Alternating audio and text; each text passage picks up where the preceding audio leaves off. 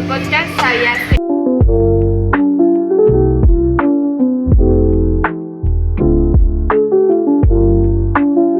Hoy estamos con Camila Poveda, Carol Sandoval, Shirley Quintero y Sara Castro y mi persona Andrea Celis. Hoy vamos a hablar sobre ciencias económicas y empresariales.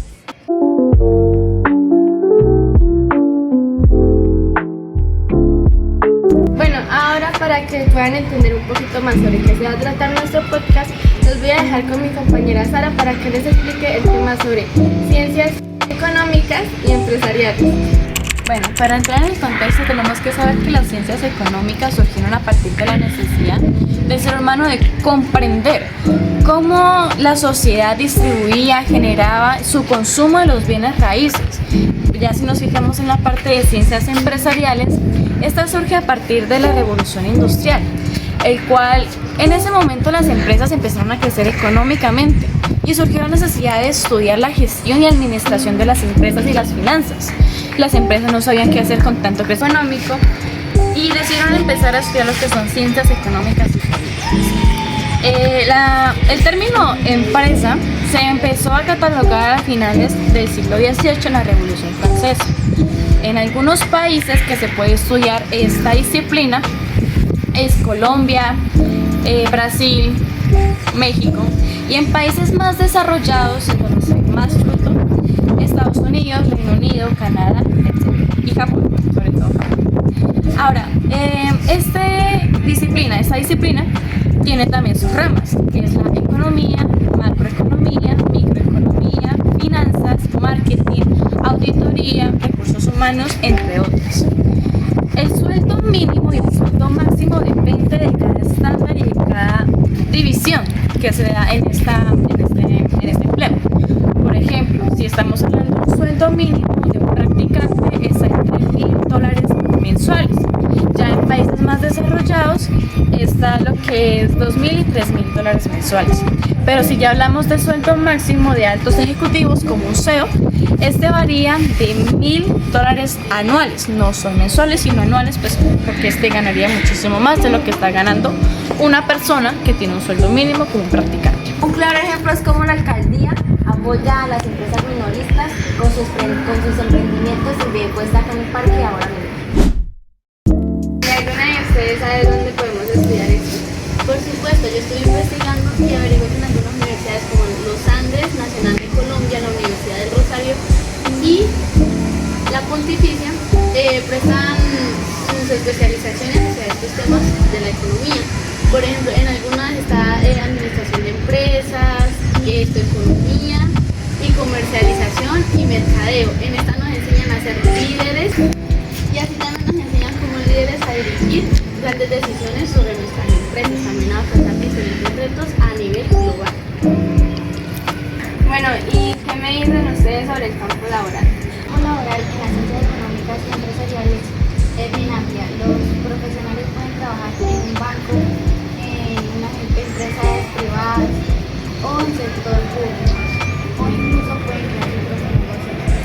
Es importante porque valoran las habilidades del análisis y liderazgo. Bueno, y a todas estas, como todo lo que ya hemos hablado puede llegar a impactar socialmente. Las ciencias económicas y empresariales impactan socialmente porque generan empleo, impulsan la economía y mejoran la calidad de vida, siendo justo y sostenible. ¿Y qué tendría que tener alguien en su perfil profesional para poder avanzar en todo esto? Bueno, básicamente son muchas bases, pero las más importantes que se consideran en este empleo.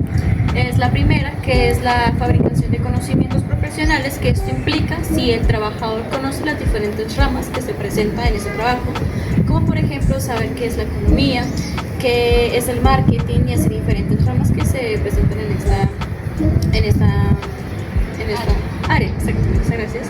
En esta área que se identifica como bases sólidas. El segundo requisito que se tiene, que es la habilidad profesional. ¿Qué quiere decir esto? Que el trabajador tiene que tener ciertas conductas profesionales, como por ejemplo su trabajo en equipo, la forma de tomar las diferentes situaciones que se pueden presentar mediante el trabajo laboral. El tercero también son las habilidades personales. Esto implica la empatía, esto implica los valores que tiene que tener esa persona. Como cuarto tenemos lo que es la actitud del trabajador, que por ejemplo no se puede derrumbar cuando está en crisis económica la empresa, sino buscar diferentes alternativas que se presenten mediante la situación. Y ya el quinto sería el conocimiento de análisis crítico, que básicamente sería como él está analizando una situación, ver qué requisitos y qué requisitos se pueden adquirir mediante una solución, qué requisitos puede desechar.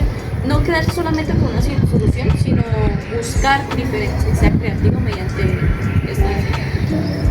Entonces, en base a todo lo que ya hemos hablado, le hicimos una pequeña entrevista a una persona que tiene que ver con este campo laboral. Bueno, ya pasando a la parte de la entrevista, esta vez nos encontramos con la señora Darwin Salazar. Ella es administradora del conjunto residencial Terrazas de Miraflores y fue tan amable de considerarnos esta entrevista. Así que, señora, por favor, cuéntanos un poquito más sobre usted. Buenos días, ¿cómo está? Bueno, le agradezco por la oportunidad. Mi nombre es Darwin Salazar, administradora del conjunto residencial Terrazas de Miraflores. Llevo un año acá, el cual ha sido una experiencia muy maravillosa. Soy administradora de profesión y tengo una especialización en gerencia del talento humano. Muy bien. ¿Le parece si empezamos con la entrevista? Sí, claro. Bueno, consiste en 4 preguntas y la primera dice así. ¿Cuál considera usted que es el mayor desafío económico que enfrentan actualmente las economías desarrolladas y emergentes? Las economías desarrolladas, para mi concepto, la inflación sigue siendo un problema. Para controlarla ha subido la tasa de interés, es algo que nunca va a bajar, sino por el contrario va a aumentar. Ha enfrentado un crecimiento y encarecimiento en el exceso del crédito, además enfrenta retos de estructura, envejecimiento de la población y la transición energética de tensiones geopolíticas. La segunda dice, desde su experiencia, ¿cuáles son los errores más comunes en el diseño de políticas públicas orientadas al desarrollo económico sostenible? Bueno, desde mi experiencia como administradora, la falta de visión a largo plazo, desconocimiento entre lo económico, lo social y lo ambiental, es otro aspecto. Poca participación de actores claves, sector privado, público, en eso siento que es una falla bastante que nos ha afectado. Debilidad y capacidad institucional también y subestación de las condiciones locales, estas aplicando a los modelos externos y adaptarnos al contexto nacional. Claro, sí. La tercera dice, ¿qué habilidades considera esenciales para los líderes empresariales de este siglo en un entorno tan volátil y digitalizado? Para mí, la adaptabilidad, el pensamiento estratégico, la agilidad en medio de cambio constante. Estamos en un momento en que todo es cambiante, en que tenemos que pensar en buscar mejores estrategias o mejores oportunidades. Entonces pienso que la adaptabilidad. Claro, sí. Buscar demasiados recursos es... Exactamente, sí. Y la última pregunta es, ¿cuál ha sido una de las decisiones más difíciles que ha tenido que tomar como profesional en el ámbito económico o empresarial? Para mí una de las decisiones más difíciles que tuve que tomar fue en una organización en la cual trabajé y tuve que hacer recorte de personal. En el sector privado realmente pues afectaba la parte humana, pero también tenía que velar por los recursos. Entonces tomar esa decisión de decirle a una persona ya no la necesitábamos y colocarle más cargas a la otra persona fue lo que más me ha impactado, y realmente pues uno dice se nos debemos acomodar a las políticas, que subieron los intereses, que nos falta presupuesto, que es donde podemos sacar. Entonces para mí fue ese momento que más me ha impactado. Claro, sí, que ese recortar personal es muy feito. Sí, claro, decirle a la persona ya no la necesitamos y tener que decirle a otra persona usted tiene que cumplir las funciones de ella por el mismo presupuesto o por lo mismo, no. Me parece que ha sido de los más duros tener que hacerlo, pero realmente pues puedo decir que fue una de las mejores decisiones. Bueno, muchas gracias la verdad por esta entrevista y esas grandes respuestas que usted nos ha dado a lo largo de esta entrevista. La verdad que consideramos que en el sector de ciencias económicas y empresariales usted es una gran profesión. Muchísimas gracias por la oportunidad. Gracias. Bueno, que esté muy bien. Y de todo lo que hemos hablado, ¿ustedes piensan o qué opinan sobre de que la pregunta sobre si las redes sociales distorsionan la verdad sobre todo a lo relacionado a lo que hemos hablado en este podcast. Yo considero que sí, por la simple razón de que tenemos que tener en cuenta que las redes sociales son como una biblioteca. Tú vas a encontrar en esa biblioteca lo que son cuentos reales como cuentos ficticios. No simplemente cuentos, porque el cuento es algo ficticio. Cuentos ficticios, historias reales que se basan en algo. En lo personal creo que las redes sociales es un mar de información donde no sabemos exactamente si la información que nos están brindando a nosotras sea falsa o verdadera. ¿Por qué? Porque no se puede saber a certeza de al primer totazo si es verdadera esa información. Porque hay demasiadas plataformas que dicen lo contrario o apoyando también esta hipótesis que alguna plataforma puede estar diciendo. Ahí están muy equivocada. ¿Por qué? Porque en varias plataformas nos puede dar información. Por ejemplo, como TikTok, un video de 60 puede explicar mucho. Bueno, y me asegura que ese video de TikTok a mí me está diciendo la verdad. No solo puedes ver ese video, puedes buscar muchísimas más plataformas en las que te puede dar más información. Además, la velocidad en la que se difunden las noticias en las redes sociales puede ser un problema documentado, ya que en el año 2018 en una revista Science se difundió que el 70% de las noticias, ¿cómo le puedo explicar?, son más rápidos que las noticias verdaderas en Twitter. Pero ahí también no es culpa de las plataformas. Es culpa de nosotros los usuarios que preferimos difundir un tema sin averiguar primero de eso. Lo difundimos y lo hacemos viral haciendo quedar mal o que otras personas crean mal la información.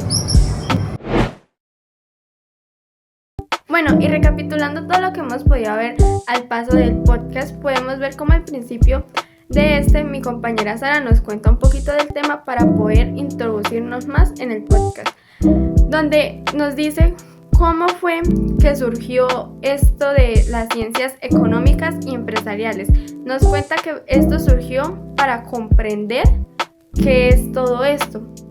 Y también podemos ver en un momento del podcast la entrevista que le hicimos a la señora de los conjuntos de terrazas de Miraflores, donde nos dice que uno de los problemas que ha tenido al paso de su carrera es el recorte de personal, donde dice que se siente un poco mal por tener que desemplear a unas personas, aún así hagan bien su trabajo, ya que la economía a veces no les alcanza o no es tan buena, y tener que poner a las personas que deja, ponerle mucho más trabajo, o sea, el trabajo de las personas que ella desempleó. También nos cuenta que uno de los momentos difíciles es la infracción que han llegado a tener en su carrera. También podemos ver en una parte del podcast donde se le hace preguntas a las chicas y cada una responde como qué es el campo social, cómo impacta esto socialmente y los perfiles que necesita tener una persona para llegar a cumplir en su trabajo de poder montar un negocio o poder llegar a ser alguien en la vida gracias a el estudio, porque también en una parte del podcast hay un debate donde unas dos muchachas no están de acuerdo con que vean un video de 10 minutos en las redes sociales y ya con eso crean que ya ellos saben mucho sobre las ciencias económicas y empresariales, y las otras dicen que no, que esto no está tan bien, porque para uno poder tener una empresa y llegar a lograr algo hay que estudiar y meterse mucho en este cuento para poder llegar a tener su propio negocio. En esto también llegamos a la conclusión de que las dos cosas son muy buenas, ya que uno puede estudiar y así uno como que alimenta más la mente, y en la parte de los videos sobre las redes sociales esto nos da como, entre comillas, unos tips que nos puede ayudar con nuestra empresa. En conclusión, las dos partes sirven, nos cuentan la historia y responden preguntas sobre qué es esto en las ciencias económicas y políticas.